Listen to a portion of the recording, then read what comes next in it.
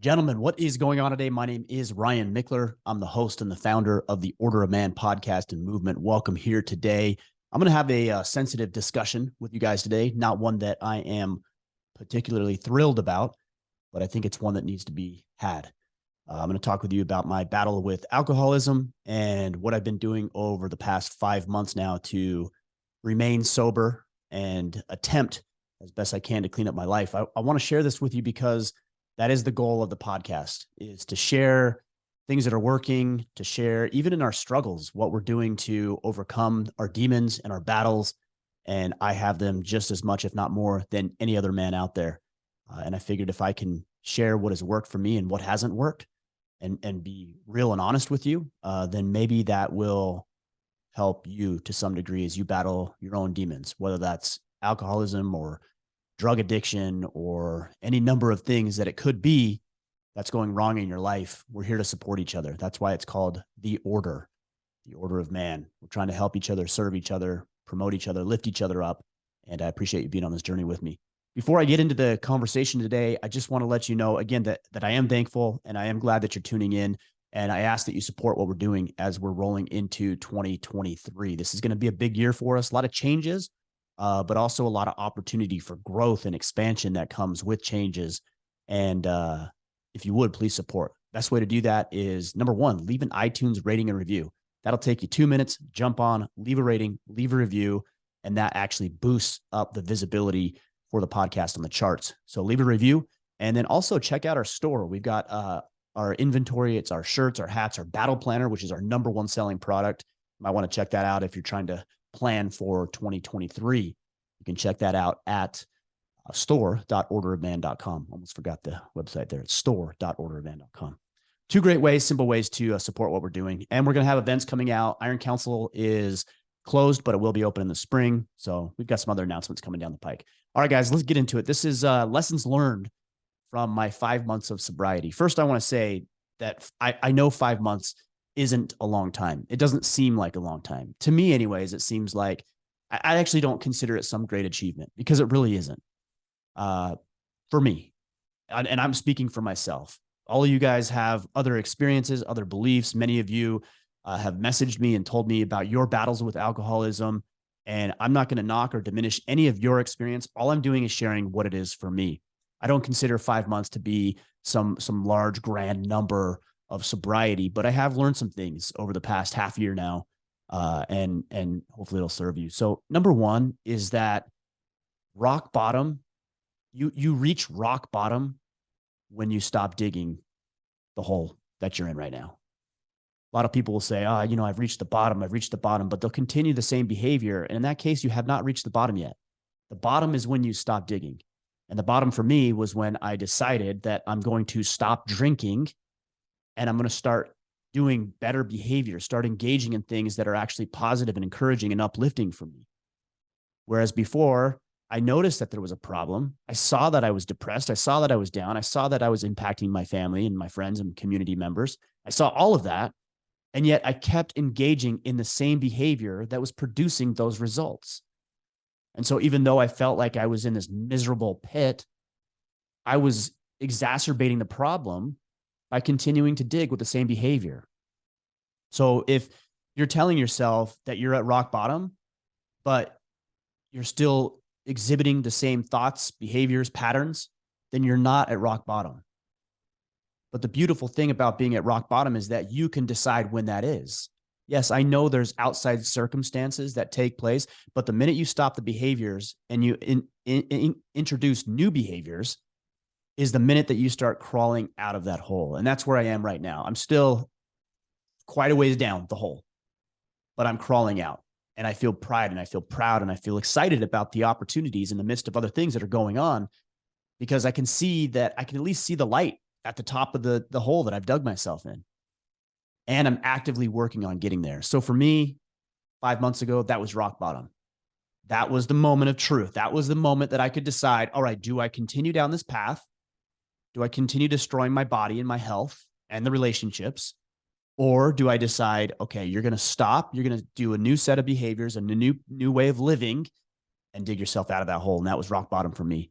Number two, and these aren't in any particular order, but I realized that I have a lot of emotions that are residing inside of me that I was not aware of.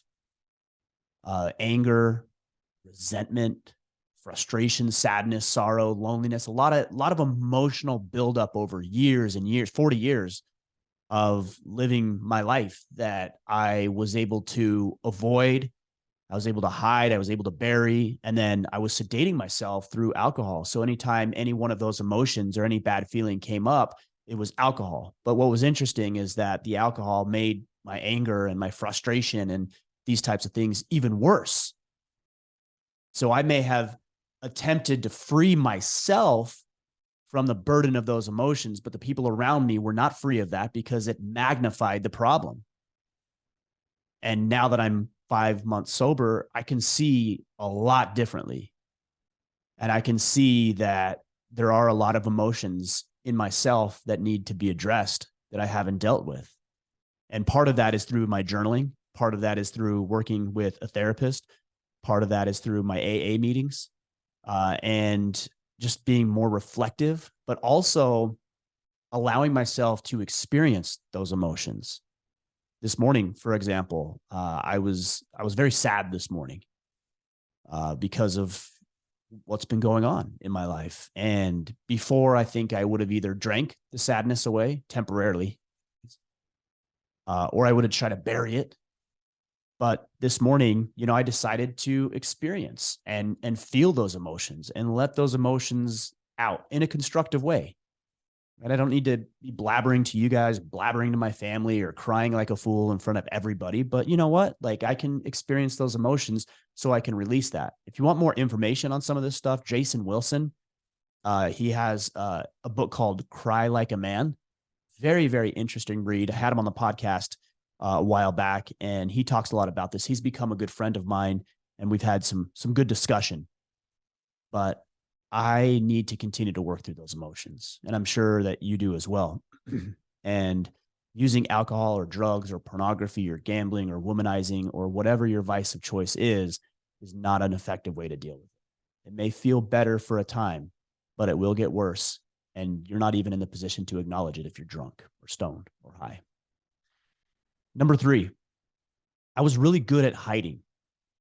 I was good at hiding the behavior from other people. I mean, I can't tell you how many messages that I received and guys were like, hey, I had no idea. I would never have guessed that. Right. That was the point. I didn't want anybody else to know because I considered it a weakness. And I actually still do consider it a weakness. I know that people will say, well, it's a disease and alcohol has control over you and you're just doomed to be an alcoholic. I don't buy that. I personally do not buy into that. I am not going to identify with being an alcoholic. This is not something I'm going to do. Now, I know I'm susceptible to alcohol. I know that there's something about my physiology or my mindset that allows me or makes me compulsive, that I go all in on things, that I don't do anything in moderation, not just drinking, but doing this podcast or any number of things it could be. When I go all in. And I was really good at hiding how bad it had gotten from other people, yes, but also from myself. And that's one of the things that was very valuable for me to learn, is that I am good, just like I imagine most of you are, very good at hiding the problems, very good at tricking ourselves into believing something that really isn't true, or even painting ourselves better than maybe we really ought to be doing. And I now realize that as I lied to myself about, I'm not an alcoholic, or even if I am, I'm a high functioning alcoholic. And now I realize, because I was pulling the wool over my eyes the whole time, that I was really, really struggling, really, really struggling. And I need to be vigilant about not hiding from the painful truth of life and where I'm short and where I fall short and where I'm not doing well. And it is painful. That goes back to the emotional side of things I talked about a minute ago. But again, I want to experience that. I want to embrace that because I do want to feel those emotions and I want to process those emotions and I don't want to hide anymore. I think it's Jordan Peterson who talks about bringing your demons or bringing the problem to light. It cannot exist in light. It can exist in darkness, but it can't exist in light. So if we start to bring these things to light and have conversations about them, I mean, that's the interesting thing about this is as I've shared this battle, this struggle of mine, thousands and thousands of men, hundreds and hundreds of messages and emails and DMs from guys who have told me that they're experiencing the same thing and nobody knows. Guys, we got to get this stuff out in the open. And we have to have an outlet to be able to share these things in a constructive way so that we can bring them to light. And like a vampire, it will burn and destroy that deficiency. Number 4, I think I'm on, is I now realize that I am, this sounds obviously narcissistic, but I am pretty incredible in a lot of ways. And I know that might sound weird when I say that, again, narcissistic or ego driven, but what I realized is that even though I was drunk just about every day and wasting probably 3 to 4 to 5 hours per day, either drinking, being drunk, or being hungover, that I was able to still get a lot done. I was still able to lead the family to some degree. I was still able to run this business. Obviously, there was a lot of things I was still able to do. And now that I've been sober for 5 months, I realize how much time and energy and resources were being wasted, being thrown away on being drunk, getting drunk, or being hungover. And when that first, I would say 3 to 4 weeks of being sober, my production skyrocketed. I mean, it went through the roof. And I wondered why that was. Even my daughter, she said to me, she says, "Dad, how come you're getting all these projects done? Or how are you getting all these projects done?" And I didn't explain the entire thing to her because she's not at that age where it would make sense. But to me, the answer was clear. I just recaptured 3 to 5 hours per day, every day. And now I'm being productive with it. And what I've seen over the past, I would say 3 to 4 weeks now, is hyper involvement with the family. And I've been putting in less work, but getting more done. I've been hyper engaged with my family. I'm doing drawing with my kids, doing Legos, even just running errands and doing chores around town. It's pretty incredible. And it makes me wonder, when I said that I'm pretty incredible, it makes me wonder how much farther I would have been had the last 2 years been dry, had been sober. Where would I be if I didn't give away 3 to 5 hours of every single day to some vice that didn't not serve me, it was destroying me. And now that I've recaptured that, I feel like I'm back on the path and I'm energetic and I'm optimistic and I'm hopeful about what we can accomplish because we have all that time, energy, and resources. Next one, guys. Alcohol does not make me a better person. It doesn't make me better at anything. And I used to tell myself that it did. I actually believed that drinking helped me to be a better podcaster because I could be more loose. I could be more relaxed. I could, have a different kind of conversation. Maybe it was social lubricant, as we hear, a different kind of conversation than normally I could have. I tend to be somebody who's pretty high strung and on edge quite a bit. That's my personality. And I felt like alcohol was letting me relax and letting loose, and that the podcast conversations would be more enjoyable for you and more enjoyable for me and my guest. So that was one area that I felt like, hey, this makes me better. I mean, I even told myself in my family life, it makes me better because I'm not so high strung and I'm not putting so much pressure on everybody to perform and to do the things that I want them to do in the way that I want them to do it. And what I didn't see is that I was actually creating a lot of animosity and contention within the family dynamic because of my behavior, not in spite of it. So I've come to realize that alcohol does not make me better. And yet I will say, knowing all of this, that there are times that I'm still tempted to drink. Knowing all of this that I'm sharing, and I've got 4 or 5 other things I wanted to share with you, that I am still tempted to drink. And I realize how vile alcohol is And I realize how damaging and destructive it is. And I realize what it can do to me and other people. And yet I'm still tempted at times to drink. It is ridiculously addicting and tempting for me. So I've come to the realization that I want to be honest about it, and it doesn't make me better. It makes me worse. It makes me a worse human being. I lose inhibition. I become emotionally compromised. And of course, that leads to disastrous results. The next one, guys, number 6, I think we're on, is that people appreciate transparent leadership. So I shared this months ago with the Iron Council. Many of you guys are in the Iron Council or you're aware of the Iron Council. I shared this in a video that I did with the Iron Council before I shared it to the public, because I felt like they needed to know as quickly as I could tell them. And I was so nervous sharing this with them. I thought people would leave the Iron Council in droves and I'd get hate mail and hostility. And I probably will at times get some of that. There was certainly an undermining of my leadership or an undermining of my influence. And I can understand that. But I thought this could potentially be done, not just Iron Council, but Order of Man. And what I've realized is that people appreciate transparent leadership, not just leading other people, but in me leading myself. Is that if I can be honest with myself about my shortcomings and my wrongdoings, people appreciate that because it's more relatable. They see themselves in that person who's deciding to be transparent. We spend an inordinate amount of time hiding from other people, hiding from our own vices, hiding from looking foolish. And I get why we do that. But I don't believe that we as leaders need to be afraid of being transparent. And I'll add this caveat, that you're actually doing something about it. Because if I just came and I just blurted out all of my problems and all of my baggage and nothing in my life was changing, that's not leadership.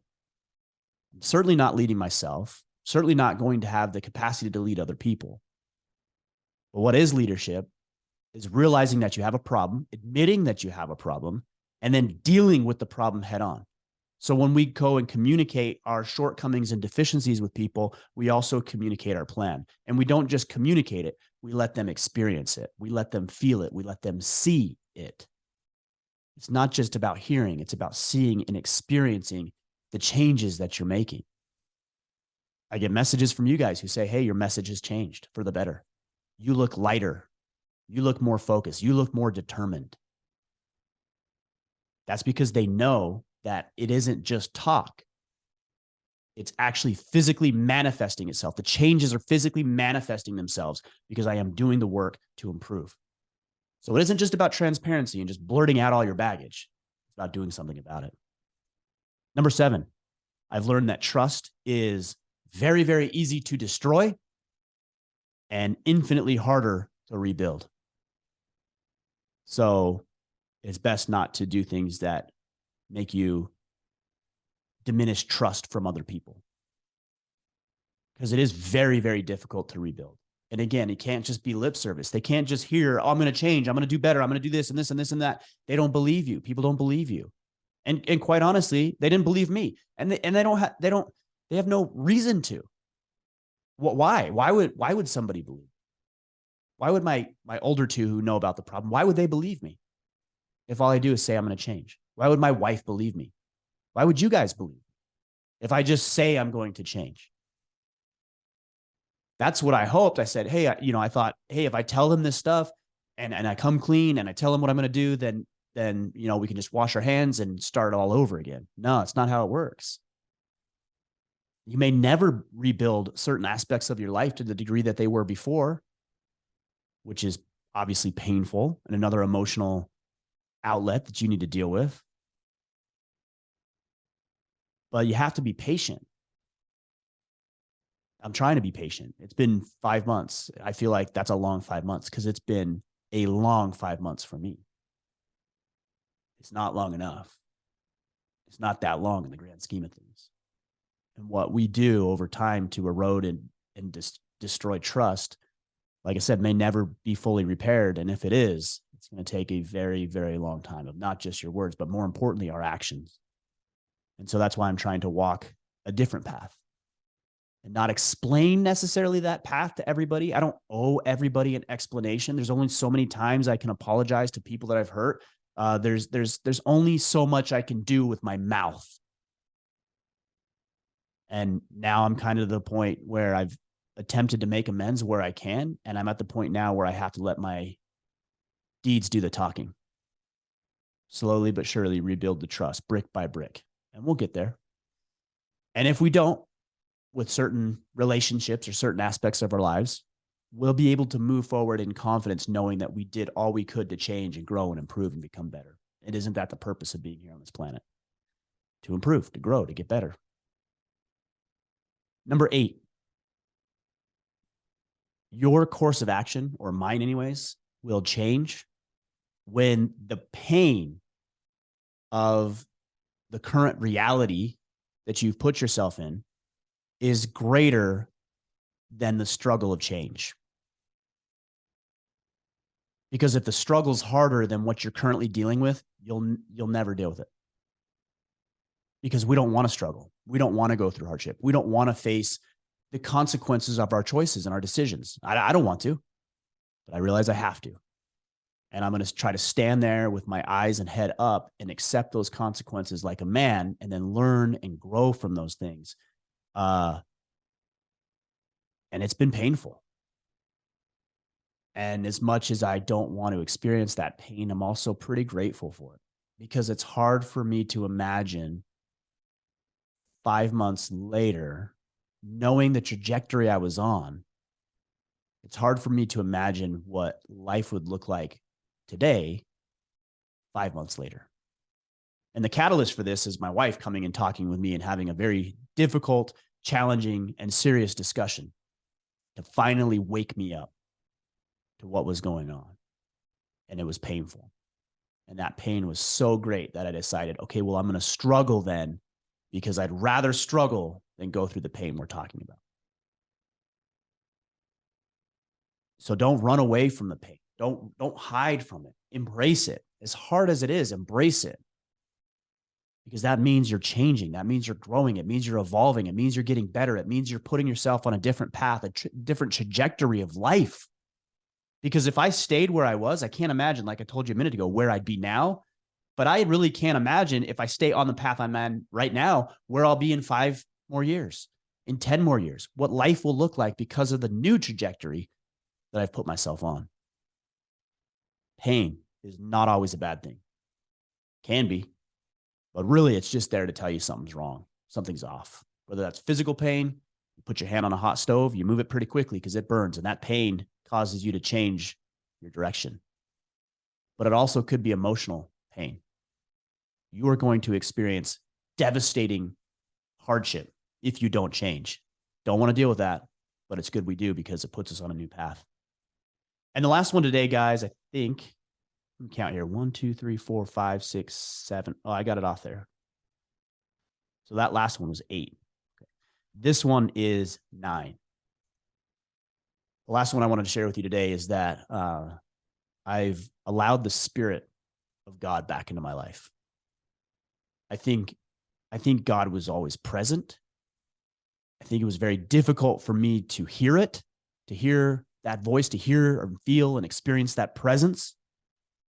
I don't think I really wanted to, actually. And I think I drowned it out with alcohol. And having the Spirit of God back in my life has given me hope and optimism in some dark times and some challenging and difficult struggles. And I hear it more clearly. And it gives me comfort, but also better direction, better guidance, better counsel to be able to move my path in the right direction. And then also the path of the people that I'm meant to serve, my wife, my kids, you guys, people who are listening, people who are in the Iron Council, neighbors, friends, family members. If I have His Spirit in my life, and I don't sedate it and I don't drown it out and I listen to it, and most importantly, I act upon it, I will move everything, the entire needle, in the right direction. Lots of other lessons to learn here, guys, but I wanted to share this with you because, well, it's not really about me. I'm just sharing this with you, my story, because I think it will serve you. I think it will help you. I'm not sure if it's alcoholism or drugs or some other addiction or some other vice that you have that you are dealing with. I don't know what it is for you. I just know that there's a path forward. There's a better path forward. And if you're in hardship and despair and emotional sorrow and toil, man, I understand. I really do. I've been there. I'm there right now. I told you one of the first one, rock bottom. I hit rock bottom, but I'm not out of the hole yet. I still got to dig. I still got to scrape. I still got to fight. And so you and I, we're in the hole that we dug together. Maybe I'm a little farther ahead of some of you. Maybe I'm a little further behind than some of you. It doesn't really matter. The guy ahead of me should help me out. I should help the guy behind me. You should help the guy behind you. This is how it works. This is what men do. We lead ourselves to the capacity that we can so that we are in a greater, much more abundant, prosperous position to help and serve other people. So this message is not about me. I'm sharing my experience so that you will have some hope and optimism and a clear path forward for yourself. All right, guys, I hope that helps. If you have any other thoughts or considerations or questions or anything, let me know. I'm very active on Instagram at Ryan Mickler. We're going to be building out the YouTube channel. We've got some new things coming that are going to help us build out the YouTube channel and Rumble channel a little bit better. So stay tuned for that. We've got, I think, 70,000 subscribers or so on YouTube. We're going to build that out, and we've got some big things happening in 2023. I will say the silver lining of this is, and there are going to be a lot of silver linings that come from this, is that I can relate a whole lot better with a whole lot more of you that are going through the same thing. And that makes me grateful because God's put me in the position to serve. That's not comfortable. I don't like it. I'd rather not be here, but I'm here, and he has put me in the position to serve. So let's serve each other. Let's help each other. All right, guys, I'll be back next week. Until then, go out there, take action, and become the man you are meant to be.